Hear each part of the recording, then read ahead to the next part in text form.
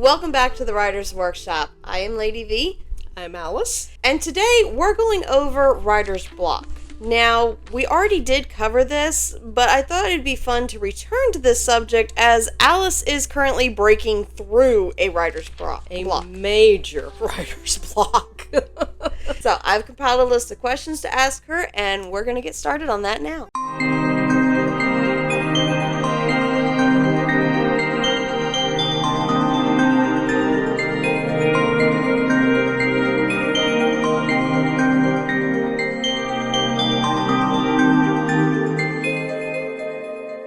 What caused your writer's block, if you can pinpoint it? Well, yes, I can pinpoint it, but it wasn't any one thing in particular. It was a fact of numerous things adding together that just had me hitting a brick wall all of a sudden. There's a lot of you that probably know that we lost a fur baby in October of last year, which absolutely devastated us. But what few people realize is we actually lost 2 fur babies within 90 days of each other. And that devastated this family. The entire household went on pretty much a couple-month lockdown. We were just really barely surviving. Thankfully we had a resource of content that was stacked because there was hardly anything being filmed. There was hardly anything being done. Mm-hmm. If dinner got put on the table at this household, we were pretty lucky. We considered ourselves success. The day was a success if we had dinner on the table. Yeah, it was a truly tough patch of time to go through. It really was. And in going back, because I firmly believe that when you hit a writer's block like that, you have to go back and fix whatever's wrong. Now, that might be something in your story that is causing you to just hit a writer's block, or it could be something in your personal life. For us, it was completely personal. Everything that added up just had us hitting a brick wall, or had me hitting a brick wall. The very first thing, though, that I had problems with that I didn't really realize was the last book I wrote, which was Elise Treen, Dragons of Dragon 06, was a very emotional book for me to write, at least. Yes. There was a lot of emotions explored in that book, and I'm the type of writer that when I write, I put myself in my character's shoes. So when I get going on deep emotions, sometimes those emotions come through in real life.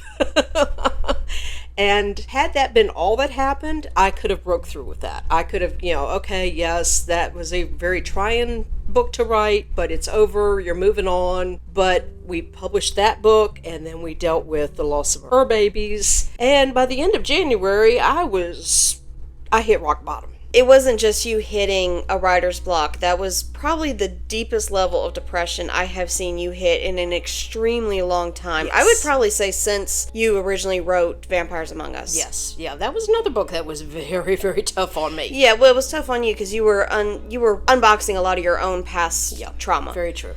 So, how did you stay present in your world without stepping away? That's tough. It really is, because when your characters leave you, you're just like, okay, what next? What now?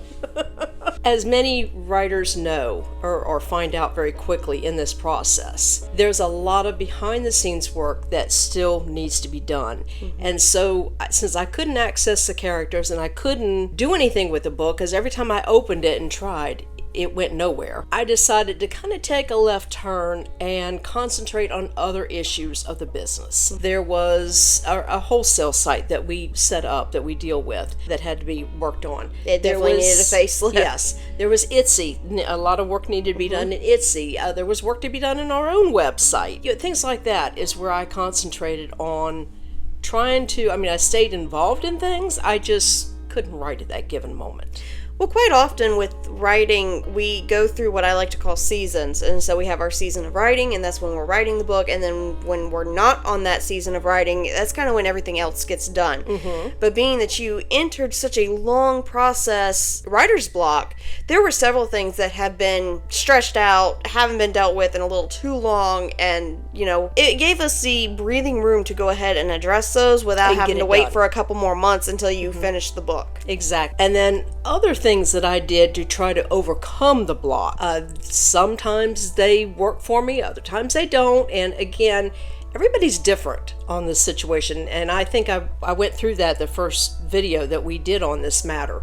What works for one person will not always work for somebody else. I spent some time reading some of my favorite authors, because when I'm writing, I will not read anything new. That is just a given with me. I can go back and read books that I've read before and I enjoy, and I've got a list of favorites, but I don't read anything new while I'm writing my own story. I don't want there to be any kind of bleed over. And some of my authors that I follow very closely, I dive deep into their books just as much as I do my own.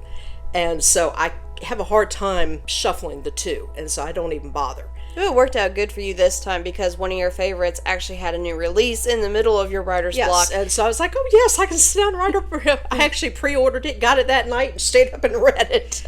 Yeah, I remember. But some of the things that I tried to do was reread over the work numerous times.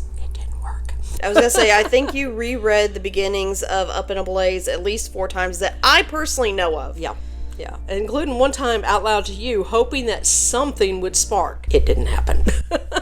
I went back and reread the series, hoping that would spark, after you get through with book 2, okay, let's just flow right into book 3. What helped finally break things is I got in there and started editing what was already done. And that truly helped finally break things. That, and thanks to my doctor, I got on some good depression medicine, and so feeling better than what I was. But I honestly think in something like this, if it's a personal matter, you've got to fix that situation before you can get back into your own work. Yes. If it is a problem with your story, again, that has to be fixed also. So my number one advice to anybody dealing with writer's block is sit down and figure out what the problem is, because you can't fix what you don't know is not broken. How did you avoid stressing during your writer's block? That's a hard one. That is a very hard one, because when the characters leave, that's the first thing you want to do is hit the panic button, and that's actually the worst thing you can do. I know if I panic, it drags out the process a lot more. Exactly. And so I kept reminding myself, Alice, you've gone through this before. Probably not as long as this one, but you have gone through this before multiple times, and every time has always worked out. And I just kept telling myself that. It'll work out. It'll work out. Stop stressing. It doesn't matter when that book is published. You've got a lot on your plate right now, personal level, and those things are important to be fixed, that need to be fixed, and your attention needs to be on those. And once that is done, then you are free to delve yourself back into your story. And that's pretty much what has happened. Thankfully, just recently I've gotten finished with the edits of where I was about a week ago, and I've started getting back into writing, and the main breakthrough, believe it or not, happened last night. That quickly. I was working on a scene that had just stumped me I have been on the same scene for probably 2 months at least, and could not get through it. And all of a sudden, it was like the characters came back and everything just opened up, and I just sat there and just typed my little heart out for several hours. But that scene is finished, and I even one of the big things that I'm gonna take a break here real quick. One of the big things that I think has saved me is the fact that this story was completely plotted out. We outlined it very detailed. We did, and we go over in a previous video pantsers versus planners. And there is no right or wrong way of writing a book, whether you plan the whole thing out or you're a pantser and you just go. Either way is perfectly fine. But in my situation, you are a plantser, which is somebody who plans and I'm kind of pantses. Yeah, we kind of go down the middle, especially me. And I am so happy though that this book was completely planned out. The whole story was planned out, written down, and that has made it so much easier for me to get involved. Even though as I get going, I'm going through and tweaking things and changing things, and I had a grand idea just last night in the middle of the breakthrough that was not even originally planned whatsoever, and I'm like, oh, wait a minute, we can put this in here, and it'll cause this, and it's going to make the story flow so much better. I don't think that would have ever come had the whole story not been planned. Quite frankly, I'm afraid that if that story had not been planned, that book would never get written, and that would be a sad situation. It would. So I would say for people who do write series to at least try to outline a little bit, even if you're not very much of a plotter and you're more of a pantser. try to outline just a little bit so you can always know if you run into that problem, you have some place to start back with. Well, you can always change it. There's nothing that says, you plot out the story and then halfway through you're like, yeah, the middle of that doesn't make a bit of sense. It's getting changed. You are perfectly welcome to do that. Quite often the block can be that. Yeah, exactly. You get to a spot and you're just like, this doesn't make sense. I don't know where It's to not go from here. jiving. It's not jiving. I can't. I don't know where to go from here. Change it. It's your work. So do you have any final thoughts or words of recommendation for other authors out there that might be struggling with something very similar to you? Don't stress. Whatever you do, don't stress. It just makes things worse. Take a step back. Take time to heal whatever is broken, whether that's a problem in your book or a problem with yourself, as it was with us.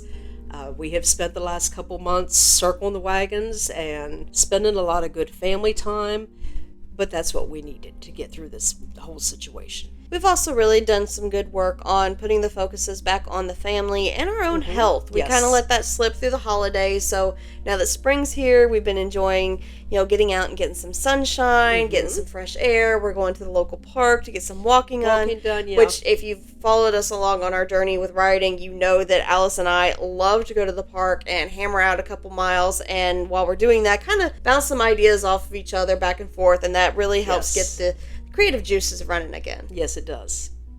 So I think that's going to do it for today. Thank you, Alice, for going over your own experience with this personal most recent your personal journey and most recent experiences with this writer's block. And until next time, always remember to don't stop learning and never stop dreaming.